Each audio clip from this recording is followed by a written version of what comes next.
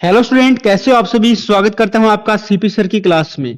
Student, जैसा कि आपको पता है, हमने पिछले वीडियो में आपके इंटरव्यू चैप्टर का फर्स्ट पार्ट किया था और इस क्लास में हम आपके इंटरव्यू चैप्टर का सेकंड पार्ट करेंगे, जो एक व्यक्ति का इंटरव्यू है और के इस चैप्टर को कंप्लीट भी करेंगे।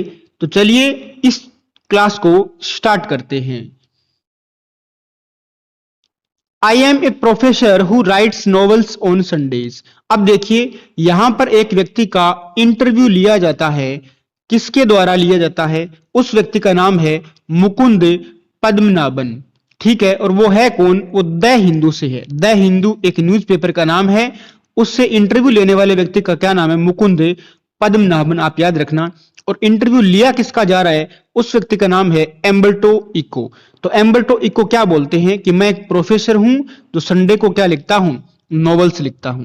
तो चलिए इस इंटरव्यू को शुरू करते हैं। सबसे पहले यहां पर एम्बर्टो इको का थोड़ा सा इंट्रोडक्शन दिया गया है, तो उनके बारे में पढ़ लेते हैं। The following is an excerpt from an interview of Umberto eco.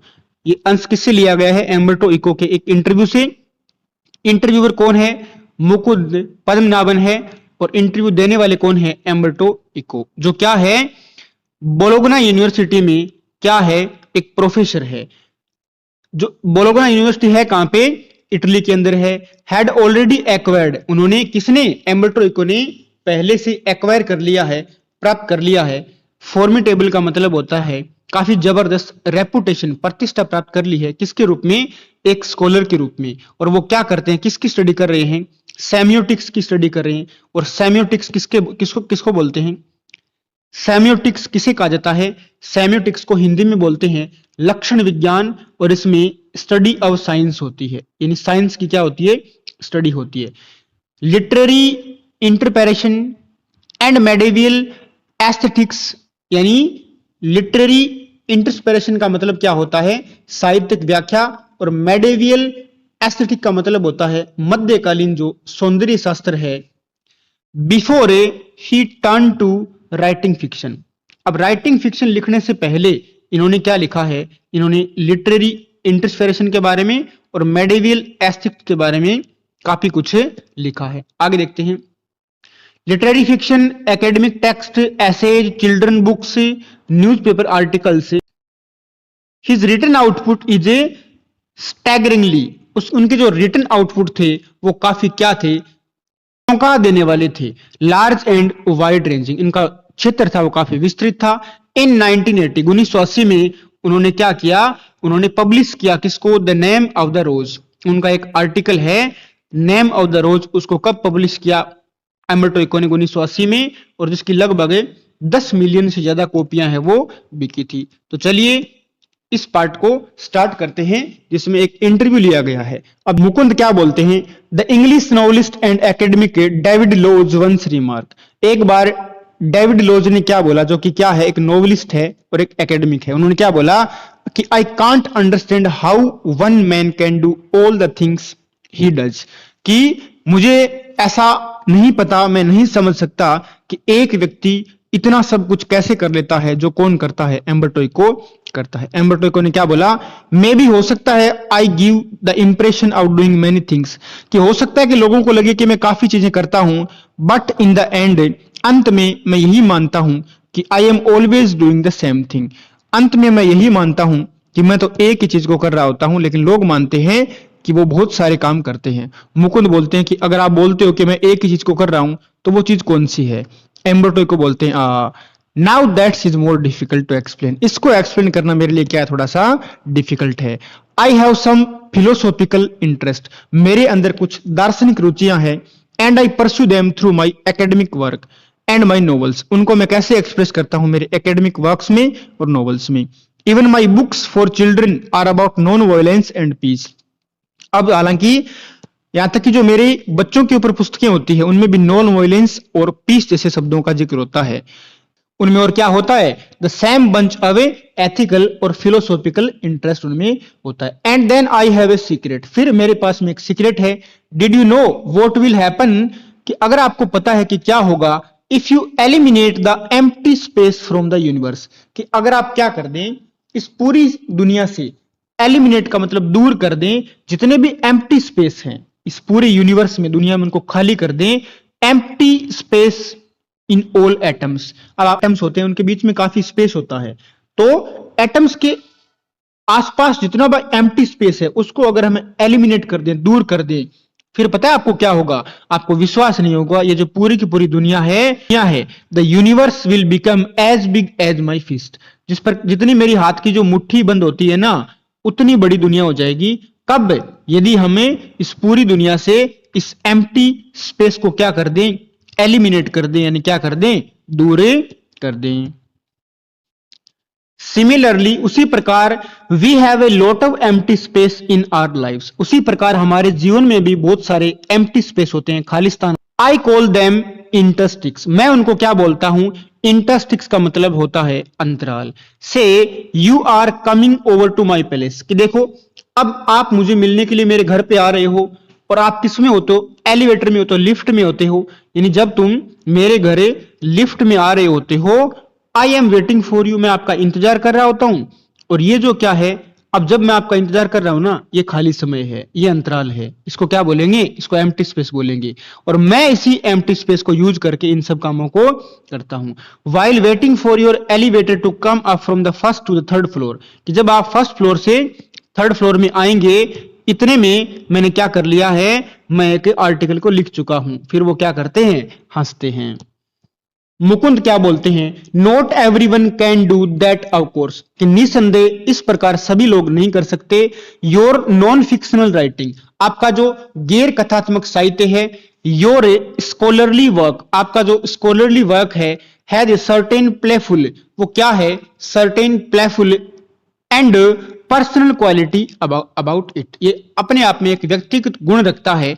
It is a marked departure from a regular academic style, ये आपका जो रेगुलर एकेडमिक स्टाइल है उससे काफी क्या है? डिफरेंट है। विच इज इनवेरिबली, जो कि क्या है?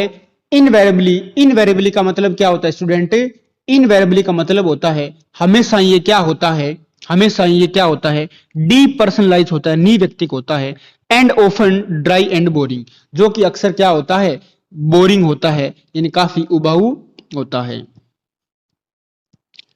Have you consciously adopt an informal approach, कि इस अप्रोच को आपने जानबूझकर अपनाया है, या फिर आपके अंदर ये क्या है? नेचुरली है, यानी स्वाभाविक रूप से है। अम्बर्टो को क्या कहते हैं? कि when I present my first doctoral dissertation in Italy, कि जब मैंने इटली के अंदर मेरा पहला डाइजेस्टेशन दिया, यानी मैंने इटली के अंदर क्या दिया? अपना शोध प्रबंध दिया। एक प्रोफेसर ने क्या बोला था? कि scholar learn A lot of certain subject, कि स्कॉलर क्या करते हैं? सबसे पहले सर्टेन सब्जेक्ट के बारे में लर्न करते हैं, और उसके बाद में वो क्या करते हैं? वो करते हैं फाल्स हाइपोथेसिस। हाइपोथेसिस का मतलब होता है परिकल्पनाएं करना, फिर वो उनको सही करते हैं, और अंत में वो क्या निकाल लेते हैं? कंक्लूजन निकाल लेते हैं, निष्कर्ष से निकाल देते हैं। ऑन द कॉन्ट्रेरी, इसके विपरीत, told the story of your research, कि जब आप अपने रिसर्च की स्टोरी को बताते हो, जिसमें जो ट्रायल्स और एरर इंक्लूड होती है, एट द सेम टाइम, उसी समय, he recognise I was right and went on to publish my dissertation as a book. और फिर मैंने क्या कर दिया? अपना जो भी मेरा जो राइटिंग था उसको, मेरा जो डाइजेशन था उसको एक बुक के रूप में पब्लिश कर दिया। इसका मतलब मेरी क्या हुई? एप्रिशिएट हुई, यानी प्रशंसा हुई। आगे चलते हैं। At that point, at the age of 22, 22 साल की उम्र में, I understood scholarly book should be written the way I had done, कि मैंने 22 साल की उम्र में क्या समझा? कि जो स्कॉलरली बुक्स मैं लिखता हूं उसको जिस तरीके से मैं लिख रहा हूं ना, वैसे लिखना चाहिए। किस तरीके से? By telling the story of the research, कि आप उनको एक नरेटिव फॉर्म में लिखो, यानी आप उस रिसर्च की एक स्टोरी बना के लिखो। This is why my essays always have a narrative aspect, इसी प्रकार मेरे जो ऐसे हैं, उसी लिए मेरे जो ऐसे हैं उनमें क्या होता है? एक नरेटिव एस्पेक्ट होता है, एक मानो उसमें स्टोरी होती है। And this is why probably, शायद इसीलिए संभवतया मैंने जो राइटिंग लिखनी शुरू की, यानी नॉवेल्स को इतना लेट लिखना शुरू किया, 50 साल की उम्र में। मोर और लेस का मतलब 50 से, यानी 1-2 साल कम, 1-2 साल ज्यादा भी हो सकता है। I remember that my friend Roland Barthes, मेरे जो मित्र है Roland Barthes, was always frustrate, वो हमेशा फ्रस्ट्रेट रहते, हताश रहते, दैट की he was an essayist not a novelist, वो क्या मानते कि मैं एक एसेइस्ट हूं, क्या नहीं हूं। एसेइस्ट का मतलब निबंध रचना करने वाला और नोवेलिस्ट का मतलब नोवेल लिखने वाला, कि मैं एसेइस्ट हूं, मैं क्या नहीं हूं, मैं नोवेलिस्ट नहीं हूं। He wanted to do creative writing one day और अनदर, कि वो हमेशा कुछ क्रिएटिव राइटिंग करना चाहते थे, लेकिन ऐसा करने से पहले उनकी क्या हो जाती है, उनकी मृत्यु। किसकी मृत्यु हो जाती है? रोलैंड बार्थ की। I never felt this kind of frustration, मैंने ऐसी फ्रस्ट्रेशन हताशा को कभी फेस नहीं किया, कभी महसूस नहीं किया। I started writing novels by accident, कि मैंने तो अकस्मात अचानक ही नॉवेल्स लिखना स्टार्ट कर दिया था। I had nothing to do one day and so I started, कि एक दिन मेरे पास में करने को कुछ नहीं था और मैंने नॉवेल्स लिखना क्या कर दिया, स्टार्ट कर दिया। Novels probably satisfied my taste of narration, अब मेरी जो रुचि है नरेटिव करने में, शायद जो नॉवेल्स है उसको क्या करते हैं, काफी सेटिस्फाइड करते हैं, संतुष्ट करते हैं। मुकुंद क्या बोल रहे हैं? Talking about novels from being a famous academic you went on to becoming spectacularly famous after the publication of the name of the rose, कि आपने जो भी नॉवेल्स वगैरह लिखे उसमें आपको काफी फेमस मिला, काफी प्रसिद्धि मिली, और ये प्रसिद्धि कब इनकी ज्यादा बढ़ गई, जब इसने किसको पब्लिश किया? एम्बर्टो इको ने the name of the rose को। You have written 5 novels against many more scholarly works of non fiction, at least more than 20 of them, कि जो व्यक्ति क्या करते हैं, नॉन फिक्शन राइटिंग करते हैं, आपने तो उनसे भी ज्यादा लिख दिया है, आपने 5 नॉवेल्स लिखे हैं, और या फिर 20 से भी ज्यादा लिखे होंगे। एम्बर्टो को क्या बोलते हैं कि मैंने 40 से ज्यादा लिखे हैं। कितने लिखे हैं? 40 से ज्यादा। मुकुंद बोलते हैं ओवर 40, 40 से ज्यादा। Among them a seminal piece of work, कि जब आपने सेमिनल पीस ऑफ वर्क, आपने प्रारंभ में जब इसको लिखा सेमियोटिक्स के बारे में, but ask most people about Umberto Eco, आपने तो सेमियोटिक्स के बारे में स्टडी को शुरू किया, लेकिन अधिकांश लोग क्या बोलते हैं कि एम्बर्टो इको तो क्या है, एक नोवेलिस्ट है। कि क्या आपको ये बात बोदर नहीं करती, परेशान नहीं करती? एम्बर्टो इको बोलते हैं हाँ करती है मुझे परेशान, बिकॉज क्योंकि I consider my self A university professor who writes novels on Sundays, कि लोग मुझे मानते हैं कि मैं नोवेलिस्ट हूं, लेकिन मुझे ऐसा लगता है, मैं क्या मानता हूं कि मैं एक ऐसा प्रोफेसर हूं जो संडे को क्या लिखता हूं, नोवेल से लिखता हूं। ये कोई मजाक नहीं है। I participate in academic conference, कि मैं एकेडमिक कॉन्फ्रेंस में भाग लेता हूं, and note meetings of pen clubs and writers, कि मैं राइटर्स की मीटिंग में नहीं जाता कभी। I identify myself with the academic community, और मैं अपने आप को एकेडमिक कम्युनिटी का क्या करता हूं, मानता हूं। But okay if they have read only the novels, कि उन लोगों ने अगर सिर्फ नॉवेल्स को पढ़ा है, I know that by writing novels, कि राइटिंग लिखकर मैं लार्जर ऑडियंस तक पहुंच पाता हूं, कि मैं सेमियोटिक्स से ज्यादा अगर मैं नॉवेल्स लिखता हूं तो मैं मेरे पास जो ऑडियंस होगी वो काफी बड़ी मात्रा में होगी। I can not expect to have 1 million readers with the stuff on semiotics, यानी मुझे नहीं लगता कि जो सेमियोटिक्स का स्टफ है, इन सेमियोटिक्स को 1 million से ज्यादा लोग पढ़ेंगे, ऐसा मुझे तो नहीं लगता। हाँ नॉवेल्स है उसको लिखकर मैं इस ऑडियंस तक क्या कर सकता हूं, पहुंच सकता हूं। मुकुंद क्या बोलते हैं? Which brings me to my next question, कि चलो मैं मेरे दूसरे प्रश्न पे आता हूं। The name of the rose is very serious novel, कि आपने जो the name of the rose को लिखा है वो काफी सीरियस नॉवल है, उपन्यास है। ये एक डिटेक्टिव यान है। एक डिटेक्टिव यान का मतलब एक जासूसी किस्सा है at one level, but it also delves into metaphysics. लेकिन ये क्या है? ये एक डिटेक्टिव यान यानी एक जासूसी किस्सा होने के साथ साथ ये क्या करता है, ये डेल्व करता है, छानबीन करता है किसकी? मेटाफिजिक्स की, थियोलॉजी की एंड मेडिवल हिस्ट्री की। फिर भी it enjoyed a huge mass audience, कि फिर भी आप इतनी ऑडियंस को पा पाते हैं।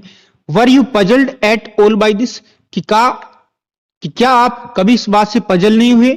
क्या आप कभी इस बात से चकराए नहीं? एम्बर्टो को क्या बोलते हैं? नो मैं नहीं पजल होता कभी, जर्नलिस्ट पजल होते हैं, जो पत्रकार है ना वो जरूर पजल हो जाते हैं। एंड समटाइम्स पब्लिशर, कभी कभी जो पुस्तक को पब्लिश करते हैं, प्रकाशित करते हैं, वे भी क्या हो जाते हैं? पजल हो जाते हैं। एंड दिस इज बिकॉज, ऐसा क्यों है? क्योंकि journalist and publisher believe that people like trace, कि जर्नलिस्ट पत्रकार और पब्लिशर जो प्रकाशित करने वाले लोग हैं बुक्स वगैरह को, वो क्या मानते हैं कि लोगों को जो ट्रेस है, कुछ भी लिख दो, कचरा लिख दो, वो लोगों को पसंद आ जाएगा। And don't like difficult reading experience, और ऐसा पब्लिशर मानते हैं और जर्नलिस्ट मानते हैं कि लोगों को जो डिफिकल्ट रीडिंग एक्सपीरियंस है वो क्या नहीं होते, पसंद नहीं आते। Consider there are 6 billion people on this planet, कि इस पूरे प्लेनेट पे लगभग कितने लोग हैं, 6 बिलियन लोग हैं। प्लेनेट का मतलब होता है हमारी जो अर्थ है, हमारी जो पृथ्वी है। The name of the rose should between 10 and 15 million copies. अब जो हमारा the name of the rose है उसकी कितनी कॉपियां बिकी है, 10 या 15 मिलियन कॉपियां बिकी है। सो इन ए वे, एक प्रकार से I reach only small percentage of readers, कि मैं तो बहुत कम लोगों तक पहुंचाऊं। But it is exactly these kind of readers, कि ये ऐसे रीडर हैं who don't want easy experience, कि ये जो 10 से 15 मिलियन लोग जिसने मेरे नॉवेल्स को पढ़ा है वो इजी एक्सपीरियंस नहीं चाहते, और एटलीस्ट कम से कम डोंट ऑलवेज वांट दिस, और कभी उसको शायद चाहेंगे भी नहीं। अगर मेरा देखो ना, आप मेरे खुद को देखो, एट 9 PM आफ्टर डिनर, 9 बजे के बाद में वो टेलीविजन में टीवी देखता हूं, और मैं क्या देखता हूं, टीवी के ऊपर जो प्रोग्राम आते हैं जिनमें मियामी वाइस है और इमरजेंसी रूम है, मैं उनको देखता हूं, मैं इनको एंजॉय करता हूं, और मुझे इस एंजॉयमेंट की आवश्यकता भी है, लेकिन पूरे दिन में ऐसा नहीं करता, इन पूरे दिन में इन सब चीजों को नहीं देखता। मुकुंद क्या बोलते हैं, could the huge success of the novel have anything to do with the fact that dealt with a period of medieval history, कि आपका जो the name of the rose इतना फेमस हुआ, इतना इसने फेम प्राप्त किया, कि या क्या ये डेल्ट विद रखता है, डेल्ट विद का मतलब संबंध रखता है मेडिवल हिस्ट्री, मध्यकालीन इतिहास से संबंध रखता है, इस वजह से आपका जो ये नेम ऑफ द रोज है इतना फेमस हुआ। एम्ब्रोटो को बोलते हैं, दैट्स पॉसिबल, हो सकता है। But let me tell you another story, कि मैं आपको क्या करता हूं, एक दूसरी स्टोरी बताता हूं। बिकॉज, क्योंकि I often tell stories like a Chinese wise man, कि अक्सर मैं एक चाइनीज बुद्धिमान व्यक्ति की तरह कहानियां सुनाना पसंद करता हूं। माई अमेरिकन पब्लिशर, मेरी अमेरिका की एक पब्लिशर थी, उसने क्या बोला कि सी लव्ड माई बुक्स, कि उसे मेरी पुस्तकों को पढ़ना काफी पसंद आता है। She didn't accept to sell more than 3000 copies in a country where nobody has seen a cathedral or studies Latin, कि हमारी जो अमेरिकन पब्लिशर है उसको ये बिल्कुल भी उम्मीद नहीं है कि एक ऐसा देश है जिसमें कोई भी कैथेड्रल नहीं है, कोई भी चर्च नहीं है, और वहां पर कोई भी लैटिन लैंग्वेज नहीं पढ़ता, वहां इसकी 3000 से ज्यादा कॉपियां भी बिक पाएगी, उसको ऐसा नहीं लगता। So I was given an advance for 3000 copies, तो मैंने क्या कर दिया, 3000 कॉपीज को ही वहां पर इसका ऑर्डर दे दिया। बट इन द एंड, अंत में इट सोल्ड 2 और 3 बिलियन इन द यूएस, फिर भी मेरा जो ये जो नोवेल है इसकी 2 से 3 मिलियन कॉपीज बिक जाती है, कहां पर है, यूएस के अंदर, जहां पर इसकी 3000 कॉपी बिकने की भी उम्मीद नहीं थी, वहां पर इसकी कितनी कॉपियां बिक जाती है, 3 मिलियन और 2 मिलियन, 2 और 3 मिलियन, लगभग 2 से 3 मिलियन कॉपीज बिक जाती है, कहां पर, यूएस में। यूएस का मतलब है अमेरिका में, यानी United States of America. A lot of books have been written about the medieval past, कि मध्यकालीन पास्ट के बारे में बहुत सारी पुस्तकें लिखी जा चुकी है मेरे से पहले, मेरे से पहले भी बहुत सारे लोगों ने ऐसी पुस्तकें लिखी है जो किसके ऊपर थी, मेडिवल पास्ट यानी मध्यकालीन इतिहास के बारे में या भूतकाल के बारे में थी। आई थिंक, मैं मानता हूं, the success of the book is a mystery, कि मेरी इस पुस्तक की जो सक्सेस हुई है वो एक मिस्ट्री है, वो एक रहस्य है, इसको कोई भी प्रेडिक्ट नहीं कर सकता कि ये इतनी सक्सेस क्यों हुई है। मैं क्या सोचता हूं कि if I had written the name of the rose 10 years earlier और 10 years लेटर, मैं मानता हूं कि यदि मैं नेम ऑफ द रोज को 10 साल पहले या 10 साल बाद में लिखता ना, it wouldn't have been the same, शायद ये जो इतना सक्सेस हुआ ये शायद ऐसा नहीं हो पाता। तो यहां पर ये क्या समझाना चाह रहे हैं कि why it worked at that time is a mystery, कि कोई भी चीज सक्सेस होती है उसका एक समय होता है, और ये एक मिस्ट्री है जिसको हम बिल्कुल भी क्या नहीं कर सकते, अंडरस्टूड नहीं कर सकते। तो स्टूडेंट, मिलते हैं बहुत जल्द अगली क्लास में, तब तक के लिए जय हिंद, जय भारत, टेक केयर।